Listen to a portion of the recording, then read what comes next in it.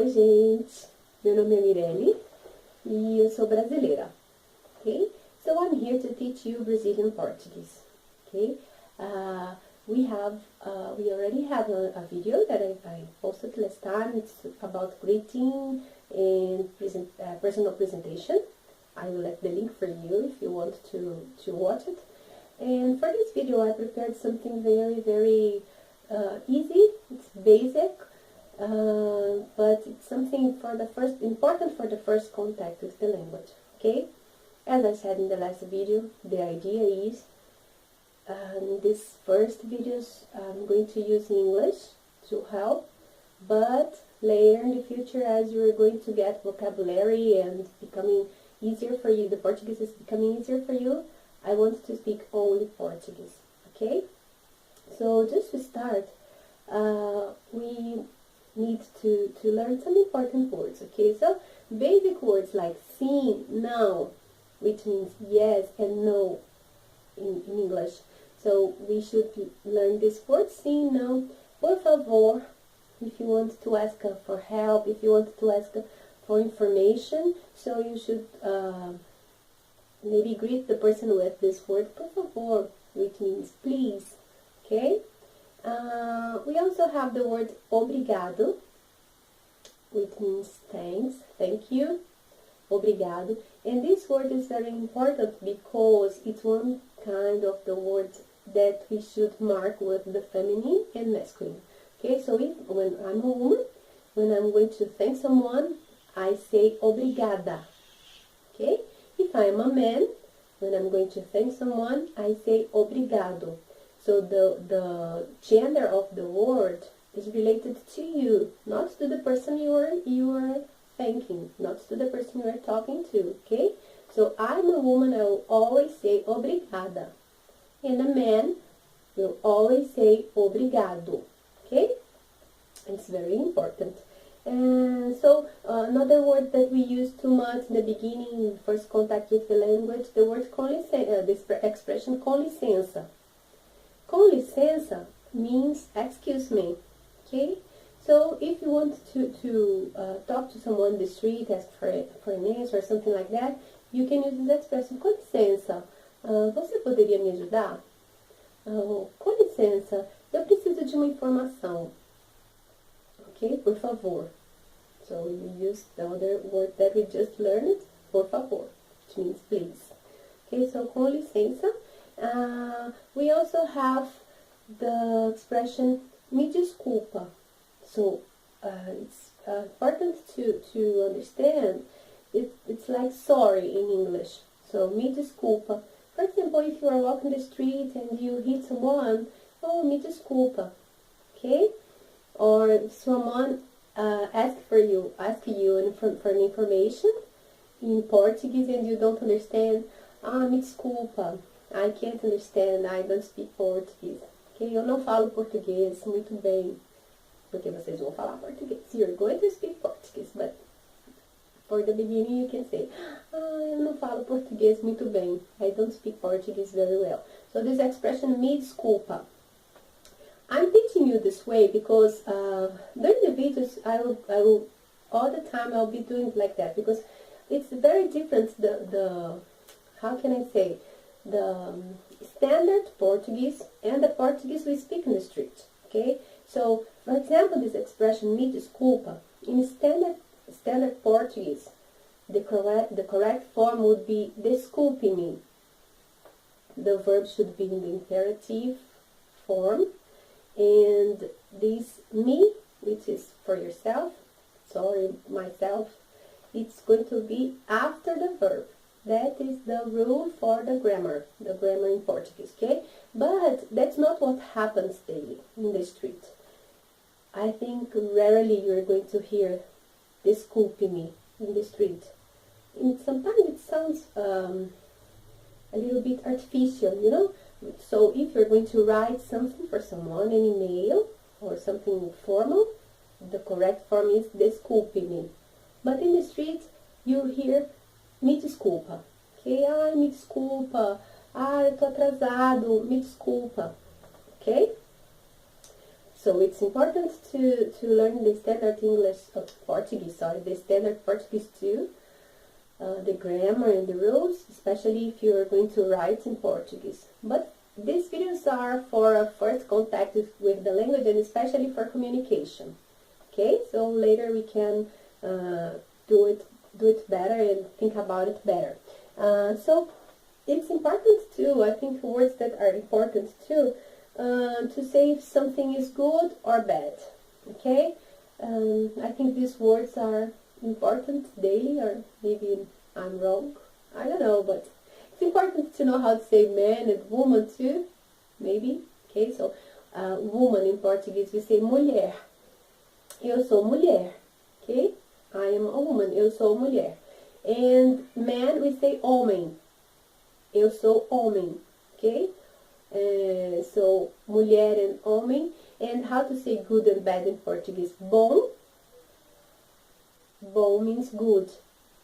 And ruim. Ruim means bad. Okay, ruim. So if you like something, a song or something in Portuguese, you say, muito bom, muito bom, very good, muito bom. And if you don't like something, a food or something like that, muito ruim, very bad, okay, ruim. For the word good, bom, we should understand that it has two words too, for masculine and feminine. So if the word that you're meaning, the word is relating is feminine, you should say boa. If it's relating to a word that is masculine, you should say bom. In the beginning, it's going to be hard. I understand you, because I'm French learner too, and sometimes the word in Portuguese is feminine and in French it's masculine. Okay, so as I was saying, so the gender of the words, masculine and feminine, it's hard in the beginning, but of course everybody will understand, even if you say it wrong. It's a little bit funny for the native of the language, but don't worry about that. I know that I speak English sometimes saying a lot of wrong things and words and the way I pronounce the word, so I'm sure you laugh on me too. But so as I was saying, the word good in Portuguese, we have bom for masculine and boa for feminine. Okay, so for example, song, music, música in Portuguese, it's related to the words. I just made some confusion. So música, which means song in English, it's feminine. So if I like a song, I would say música boa. Essa música é boa. Okay? And masculine, what could you say in masculine that is good? A filme, movie, filme or film. We say filme in Portuguese. So filme is masculine.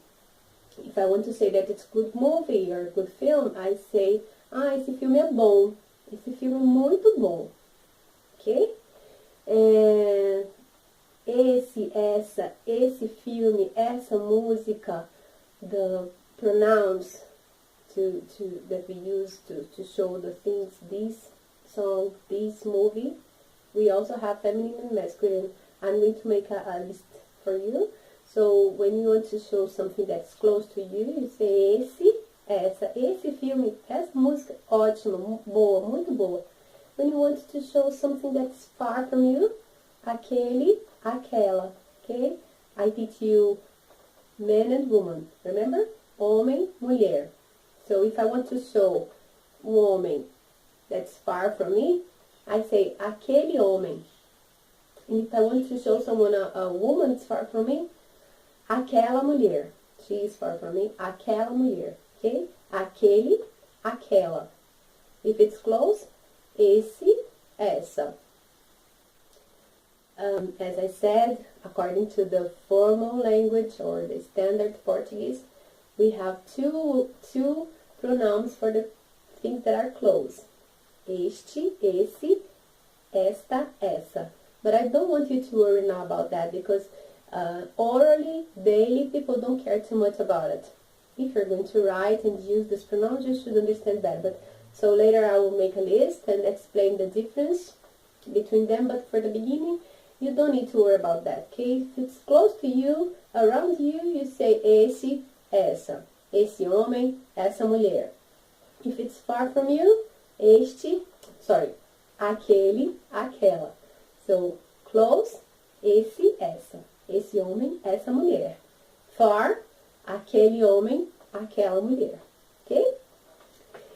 And I just link one thing to the other, and it's a little bit messy, but something I'm going to make all the words for you easy. I can prepare a PDF with all these differences, and when you're going to use it, maybe some exercises for you, okay?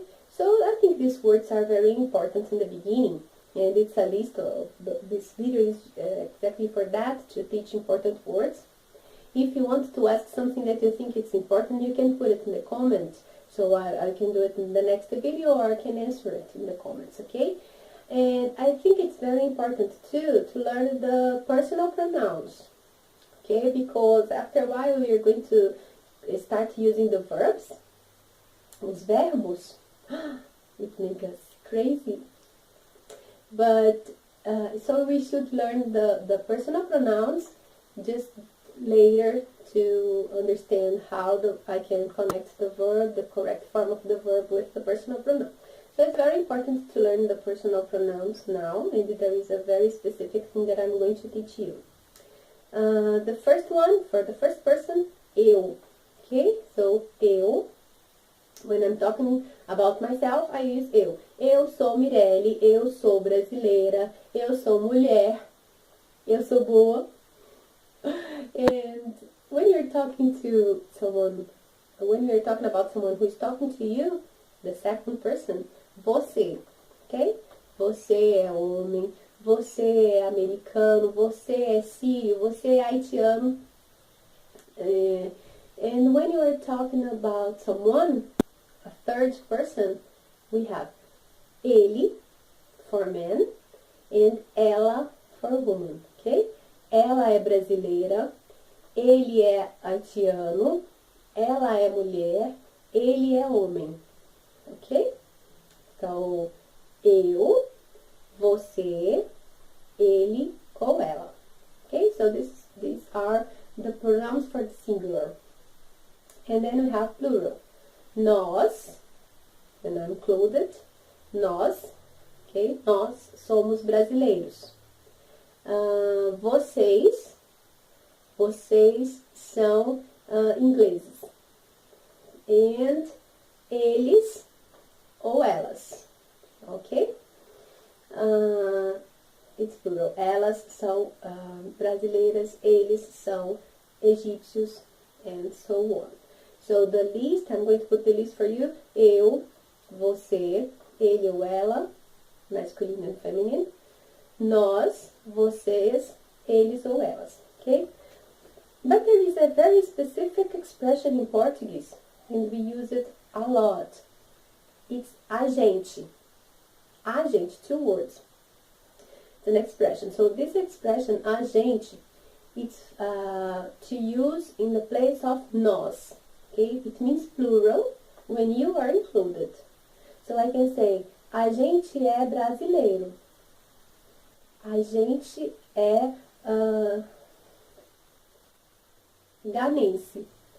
A gente é congolês. Okay? So there is very specific thing that we should understand. It's an expression. It means plural.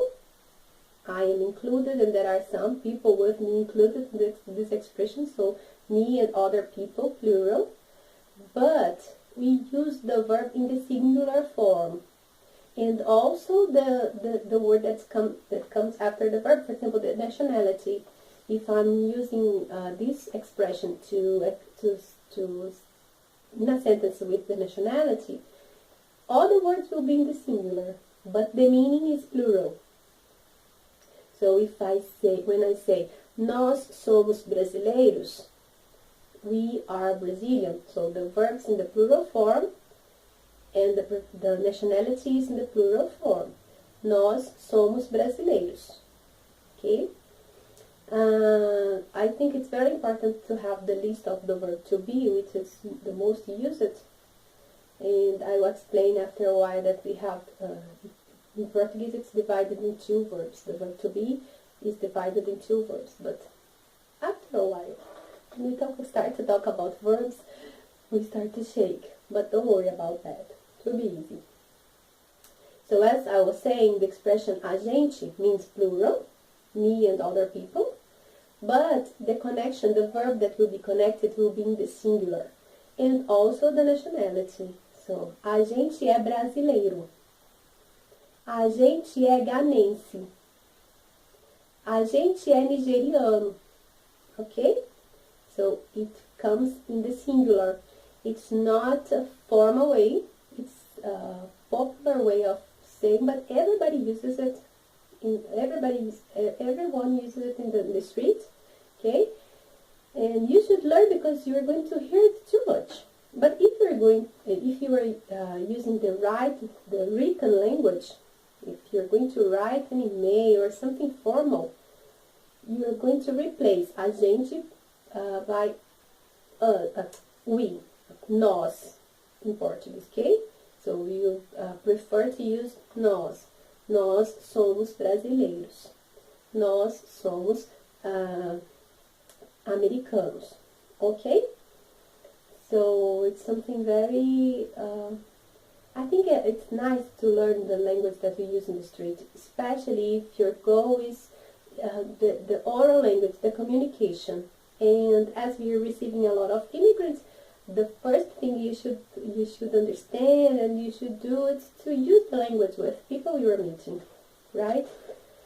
So that's why I'm so anxious to start making videos in Portuguese, complete all the video in Portuguese.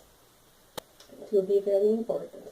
But in the beginning, let's learn the vocabulary and some verbs and some things, and then we can put everything together and just speak Portuguese.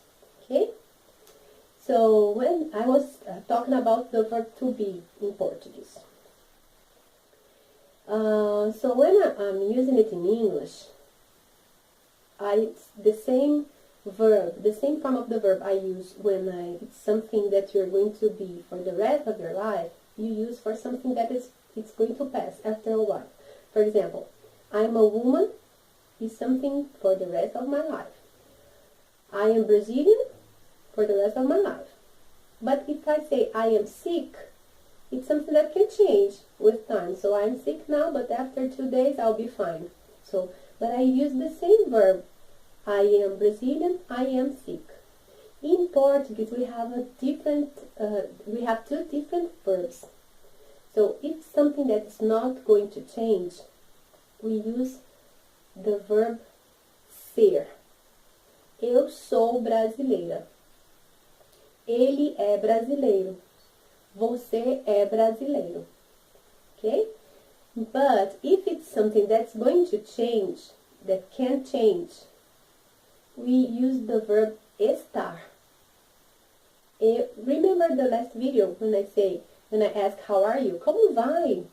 And the person answered, eu estou bem. That's the verb estar.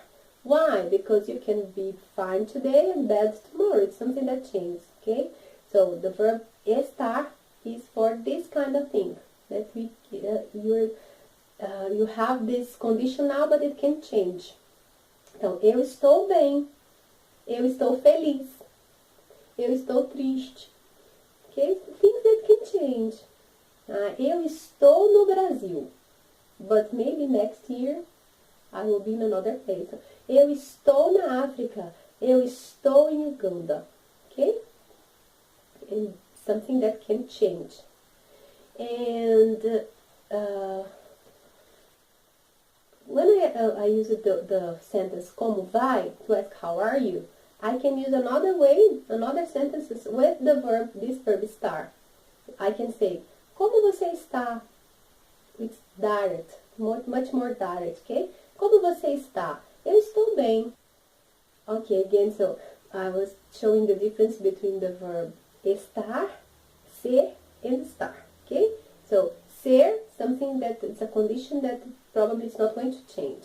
Estar, you can change this condition that you are in this moment.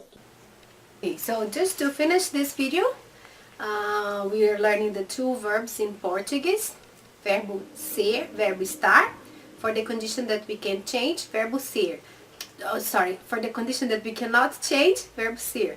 For the conditions that we can change, that's possible to change, verbo estar. Ok? So, verbo ser. Eu sou, você é, ele ou ela é. Nós somos, vocês são, plural, eles, elas são, plural, ok? Verbo estar, the condition that changes, eu estou, você está, ele ou ela está, singular. In plural, nós estamos, vocês estão, eles ou elas estão, ok? Plural. And in this case, the verb, o verbo estar, this verb estar, there are that contracted form that I told you, we can use. So instead of saying eu estou no Brasil, I can say eu tô no Brasil. So tô, contracted form of estou, okay? And the same for você, ele ou ela. I can say você está no Brasil. It's long, the long form of the normal form of the verb, or I can say você tá no Brasil. Você tá bem, você tá bonito, ok? The same for ele ou ela, the third person. Ele tá feliz. Or the normal form, ele está feliz. Ok? For feminine, the same. Ela está feliz. Contracted form, ela tá feliz. I think this video is too long and I don't want you to become crazy. So let's stop here and we can continue next time, next class with some vocabulary or something like that. Okay? Just to make it light, a little bit easier. Okay? Bye bye. If you like, don't forget to leave your like here or your comments and subscribe the channel. Okay? Bye bye. Tchau, beijo.